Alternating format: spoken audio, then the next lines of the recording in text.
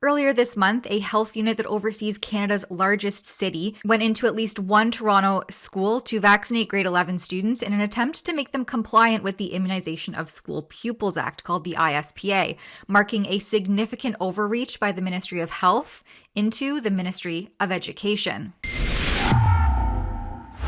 All across Ontario, parents are being told that they must submit their children's private medical information or their children will be excluded from their education for upwards of a month. It's why we've launched an awareness and empowerment campaign at stopvaccinecoercion.com. In a previous report, I detailed how PIPA, that's the Personal Health Information Privacy Act, is supposed to grant the holder of medical records the authority over their personal, private, and confidential records, and that disclosure of them must be voluntary, obtained without deception or coercion. Yet earlier this month, on February 7th, Toronto Public Health, that's the health unit that oversees Canada's largest city, went into one Toronto school to vaccinate grade 11 students in an attempt to make them compliant with the Immunization of School Pupils Act, called ISPA. They do this often, as you can see under the City of Toronto's school immunization program. This date didn't appear here, and they don't have anything listed publicly to show any upcoming clinics. Notably here, the ISPA legislation doesn't appear to align well with PIPA because it mandates the disclosure of private medical records, or else the child involved is excluded, discriminated against, and prevented access to a basic human right, access to a free public education. Parents across Ontario have reported troubling incidences where their children were subjected to prolonged isolation in school offices for days when they refused to comply with the mandated disclosure of medical information. In some cases, students have faced the withholding of busing services, often barred from participating in recess with their classmates, and in more severe situations, had the Children's Aid Society called on their parents. These measures have raised serious concerns among parents about the fairness and extent of enforcement, leading to questions about the psychological toll on parents and children who are simply trying to assert their rights, and students who are caught in the middle of this health policy debacle.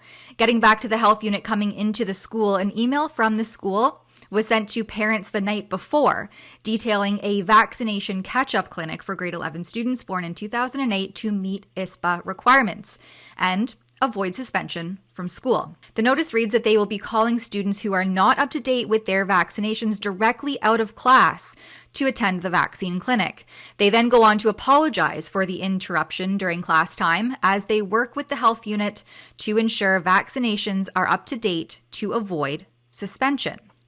But let's unpack this for a second, because this highlights some serious concerns about the boundaries or lack thereof between different government sectors, particularly the role of the Ministry of Health and the Ministry of Education. Not to mention, students were not only taken away from their actual learning to enforce the diktats of public health, which is a completely separate ministry, but what about their personal autonomy and private medical records? The fact that these students were deemed not up to date with their vaccinations has just been exposed to all school staff and their peers, making their private medical information now public knowledge.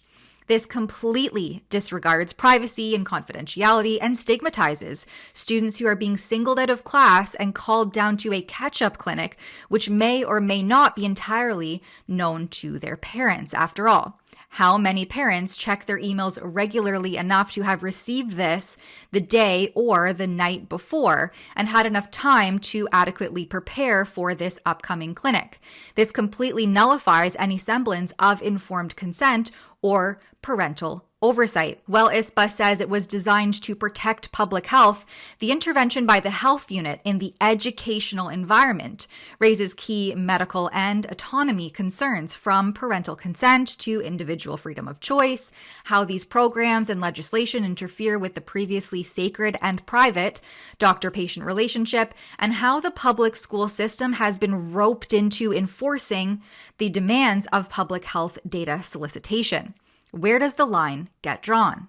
Interestingly, in a separate jurisdiction, Ottawa's interim medical officer of health, Trevor Arneson, confirmed the coerced compliance mechanism at a Board of Health meeting on February 10th. This past fall, we assessed the immunization records of 7 and 17-year-olds to ensure they had the routine childhood immunizations required to attend school under the Immunization of School Pupils Act.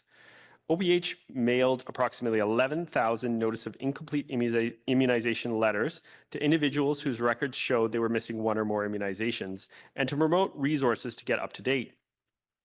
OPH is actively working with community partners, including school boards, to encourage parents to update their child's immunization record. In some cases, suspension notices may be provided if necessary and in compliance with the Immunization of School Pupils Act.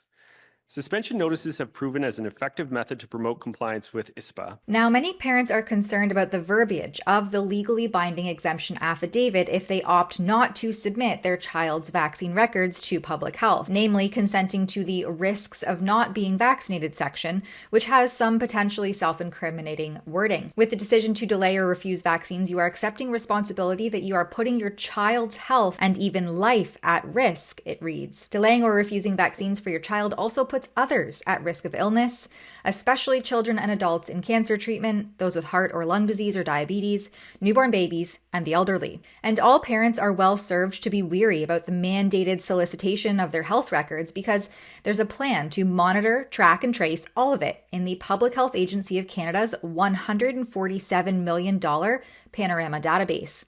These databases are often subjected to breaches, hacks, and leaks, exposing millions of Canadians to identity theft, privacy violations, and potential misuse of their personal health information. With sensitive data being stored in centralized systems, the risk of unauthorized access grows, leaving individuals vulnerable to exploitation, fraud, and loss of control over their personal health decisions.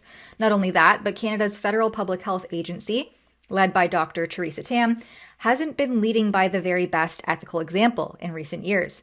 PHAC previously hired private company Blue Dot to collect Canadians' cell phone location data to evaluate their compliance with public health measures throughout the COVID era, unbeknownst to the cell phone user. In addition to that, PHAC has sought to monitor the online activity of vaccine-hesitant individuals by hiring a consultant to analyze social media conversations and historical data related to vaccination discussions, raising even more concerns about privacy and the collection of personal information without clear oversight. Health overlords like Tam capitalized on the COVID-19 pandemic to execute exercises in behavior modification techniques using industrial strength mind control, like apps, nudges, and rewards to entice your compliance, not only tracking and tracing your medical records, but also surveilling your online activity.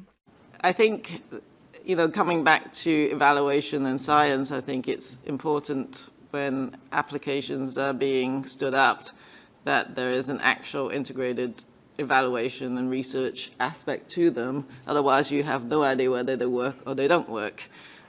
So maybe government can at least play a role in that space. We've certainly seen a growth of these applications, and we have our own applications too that nudges people or reward them for healthy behaviors or giving them badges or these kind of rewards. And I don't see people doing that research as much as we would like. So maybe I'll turn it back to chief science officers to see if they can help. But I think regulation of social media platforms is the one that governments have been really engaged in, and that's quite a massive piece of space of regulation that is still undergoing debate. Public health's enforcement of vaccination compliance and mandated disclosure of medical records to attend publicly funded schools infringes on privacy, autonomy, and parental consent. By compelling students to reveal private health information and risking exclusion from education for not doing so, these actions undermined that doctor-patient relationship and expose personal data. I reached out to Toronto Public Health with questions regarding the protection of students' medical privacy during these catch-up clinics, the legal framework governing medical records, and the authority for vaccinated children in schools. I also inquired why the February clinic wasn't listed on the city's website. how adverse events are monitored, and why grade 11 students were the only ones specifically targeted. Additionally, I sought clarification on the legal age of consent in Ontario. Stay tuned for their response and more reports covering this topic at stopvaccinecoercion.com. For Rebel News, I'm Tamara Ugolini. If you care about this topic and want to stay informed, please sign our petition and consider supporting this kind of investigative journalism at stopvaccinecoercion.com. That's stopvaccinecoercion.com.